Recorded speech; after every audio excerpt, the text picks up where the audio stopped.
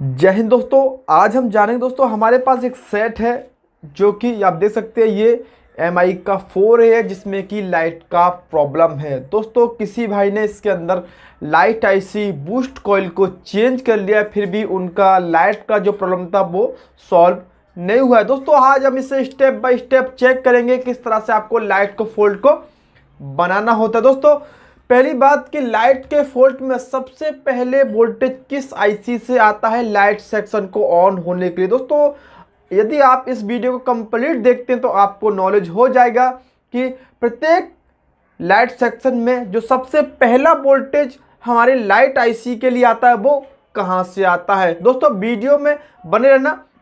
Video अच्छी लगी तो सब्सक्राइब, वीडियो को लाइक कर लेना। ऐसी वीडियो हम आपके लिए बनाते हैं जिससे आपका कुछ ना कुछ तो फायदा हो। चलो देख लेते हैं कि MI 4A की लाइट को किस तरह से बनाया जाता है। जय दोस्तों, हम समझते हैं इसमें किसी भाई ने लाइट IC यहाँ पर देख सकते हैं। ये इसका लाइट IC है जो कि 6 लेग का है। यहाँ पर आपका डायोड है और यहाँ पर आपका बूस्ट कॉइल है। दोस्तों सबसे पहले लाइट सेक्शन को किस तरह से बनाया जाता है, चाहे वो किसी भी सेक्शन का हो। ठीक है, लाइट सेक्शन सबसे पहले इसके अंदर हम ड्रॉ कर लेते हैं। यहाँ पर इसका बूस्ट कॉइल है। सबसे पहले ये रहा जो इसका बूस्ट कॉइल जो कि यहाँ पर है। ये इसका बूस्ट कॉइल है पहला। दूसरा हमारा डायोड है जो कि इसके जस्ट बगल में ही लगा हुआ है यहाँ पर। तीसरा है, इसमें 2 फिल्टर कैपेसिटर लगे हुए हैं, एक छोटा है और एक उससे बड़ा है।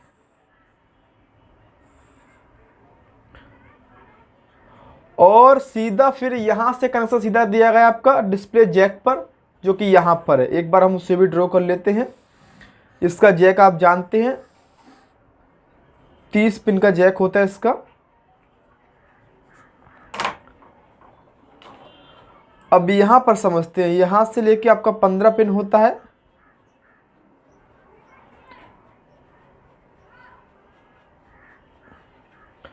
अब आपको ये जानना चाहिए कि सबसे पहले लाइट सेक्शन में जो वोल्टेज आता है वो किस IC से, सबसे पहले जो आता है वो कहाँ से आता है। अब यहाँ पर हम ड्रॉ कर देते हैं आपका ये 6 लेग का IC जो कि यहाँ पर लगा हुआ है।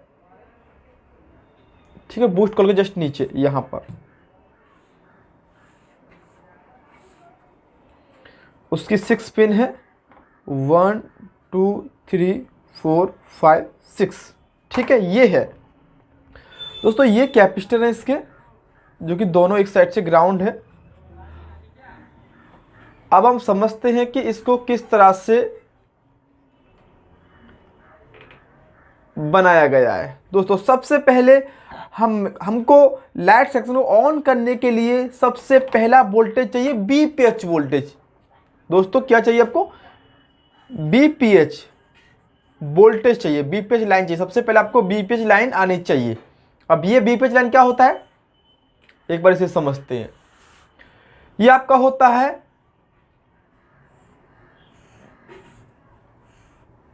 DC टू DC IC के बाद जो B बेट का लाइन निकलता है ना, कन्वर्ट होने के बाद उसी को हम BPH लाइन बोलते हैं। जैसे ये आपका B बेट है, समझना।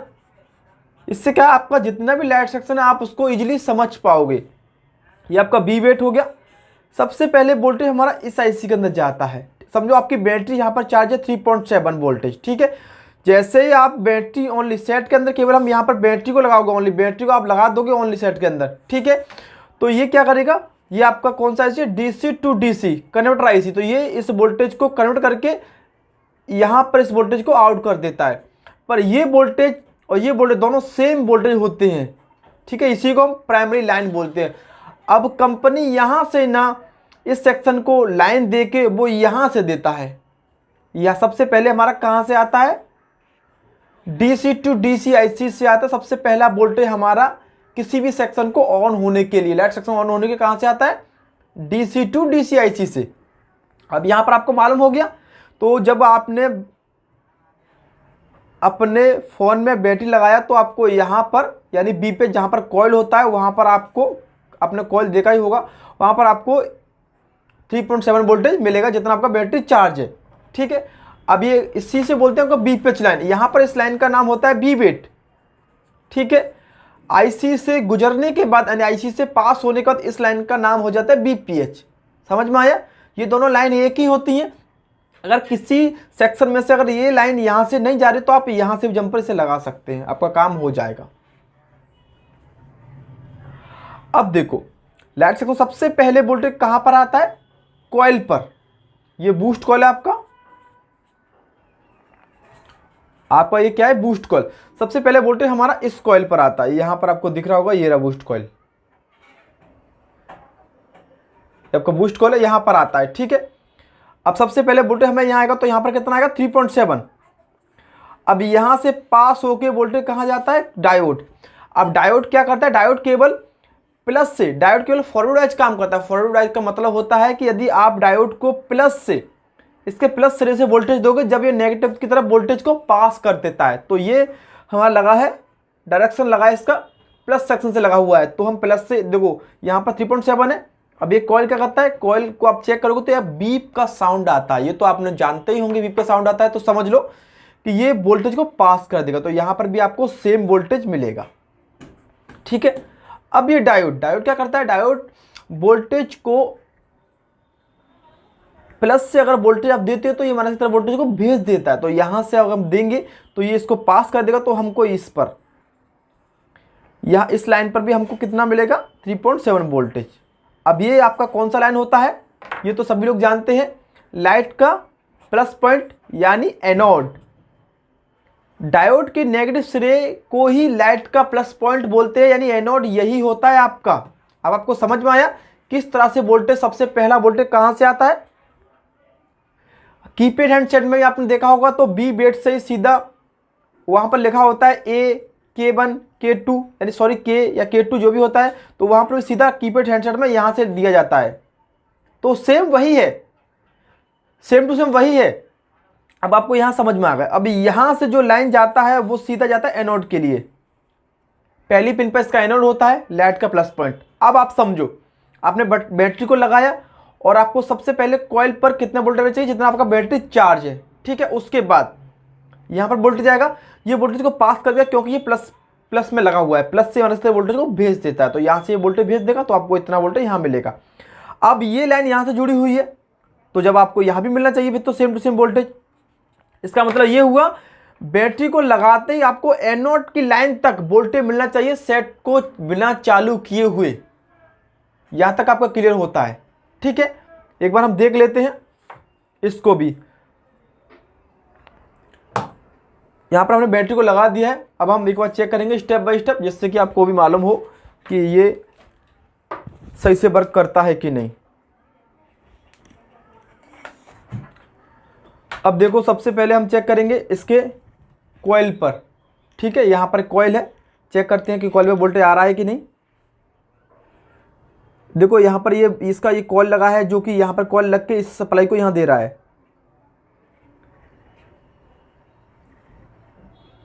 देखो आ रहा है, ठीक है, आ रहा है, यानी यहाँ पर वोल्टेज आपका आ रहा है। देखो अब ये है डायोड का ये सिरा, समझो यहाँ से वोल्टेज पास होगा जब भी तो यहाँ पर आएगा, तो अब सीधे डायोड के ऊपर वाले सिरे यानी यहाँ पर चेक कर लेते हैं। इसके बाद यहाँ पर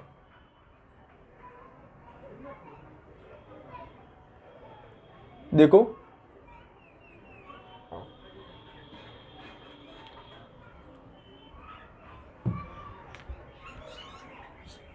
यानी आपको वहां तक वोल्टेज आया कि नहीं डायोड के इस सिरे पर? नेगेटिव सिरे पर वोल्टेज आ रहा है। अब ये क्या करता है? वोल्टेज को पास कर देता है, तो हमको कैपेसिटर पर वोल्टेज मिलना चाहिए। ये दोनों कैपेसिटर है, तो वो यहां भी मिल रहा है आपको। अब हमारा एनोड का लाइन कौन सा है? ये वाला पहले नंबर का, तो यहां पे चेक कर लेते हैं एक बार। यहां भी आ रहा है, देखो। इसका मतलब बैटरी को लगाते ही, ओनली बैटरी को लगाते ही आपको यहां तक वोल्टेज मिलना चाहिए। ठीक है, ये आपका प्रॉपर तरीका है इस तरह से वोल्टेज चेक। इससे क्या होता है, इससे आपका फायदा देखो, यहाँ से आपका बूस्ट कॉइल भी चेक हो। पहला नंबर बूस्ट कॉइल आपका ओके है, वोल्टेज को पास कर रहा है। सेकंड नंबर आपका डायोड भी ओके है, क्योंकि डायोड भी वोल्टेज को पास कर रहा है। ऐसे ही चेक करते हैं, डायोड इस तरह से चेक होता है। तीसरा नंबर कैपेसिटर भी आपके ओके हैं, और यहाँ से जो लाइन आपकी कट जाती है, आपने कभी बार आपने जंपर भी लगाए होंगे यहाँ से लेके यहाँ तक का, तो समझो ये भी लाइन आपकी ओके है। इसका मतलब बूस्ट कॉइल ये सभी आपका ओके है। अब हम देखते हैं लाइट आईसी को। ठीक है, लाइट आईसी किस तरह से इसमें वर्क कर रहा है, यहाँ तक आपको समझ में आया होगा। अब लाइट आईसी में देखो, कॉइल का एक सिरा यहाँ पर अटैच रहता है, दूसरा सिरा इसका यहाँ पर अटैच रहता है, दो सिरे हो गए। तीसरा ये आपका ग्राउंड होता है, और इसमें आपका एक नॉर्मल रजिस्टर लगा के इसे भी ग्राउंड कर दिया जाता है। ठीक है, ये वाला आपका होता है फीडबैक का, जो कि यहाँ पर भी ये आपका फीडबैक का है, फीडबैक का। अब इस तरह से कनेक्शन होता है। अभी यहाँ पर ये जो लाइन है, इस पर आपका 1.8 वोल्टेज आता है। क्या आता है आपका 1.8 वोल्टेज, 1.8 वोल्टेज आता है इस पर। कहाँ से आता है, पीएम से। अब इस सेट में क्या था, इस सेट के अंदर सब कुछ सही है, ये भी सही है, ये भी सही है, और ये भी सही है। और किसी भाई ने इसके अंदर ये लाइट आईसी है 6 पैर का, इसको उन्होंने बदला ही था, फिर भी उनका लाइट नहीं आया था, क्योंकि उनके सेट में जो EN था ना 1.8 वो नहीं आ रहा था। ठीक है, उनके सेट में 1.8 वोल्टेज वो नहीं आ रहा था। जब हमने इसके 1.8 के वोल्टेज को लगाया, तो यहाँ पर आप देख सकते हैं, यहाँ पर हल्का सा मैं आपको दिखाना चाहता हूँ, यहाँ पर आपको शायद दिख रहा होगा ये जंपर।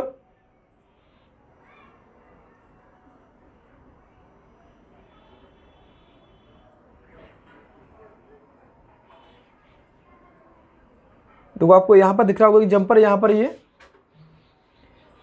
जो जंपर लगाया है, यहाँ पर क्या था, लाइन कट गया था, यहाँ पर एक रेजिस्टेंस मिस हो गया था। 1.8 वोल्टेज यहाँ पर आ रहा था, इस साइड नहीं आ रहा था, इसीलिए यहाँ पर हमको 1.8 वोल्टेज नहीं मिल रहा था। क्योंकि कंपनी ने क्या किया था, इसके यहाँ पर एक रजिस्टर लगा हुआ था, रजिस्टर। इसका ये लाइन तो यहाँ से अटैच था, बट ये लाइन इसका कहाँ से अटैच था, पीएम से।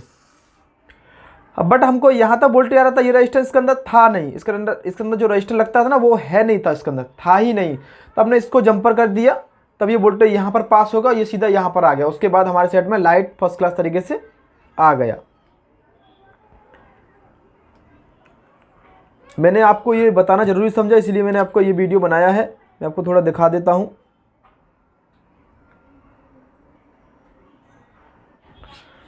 यहाँ पर देख सकते हैं, ये आपका लाइट आ रहा है ना, ये आपका लाइट आ गया। इस तरह से हमने इस लाइट को बनाया था, और आपको दिखा देते हैं 1.8 का वोल्टेज जो कि आ रहा है कि नहीं। यहाँ पर दोस्तों ये 1.8 वोल्टेज आ रहा है, इसका बैटरी शायद लो है, इसी वजह से शायद ये शायद चालू नहीं हो रहा है। तो यहाँ पर हमको समझ में आया, आपका ये रजिस्टर मिस था।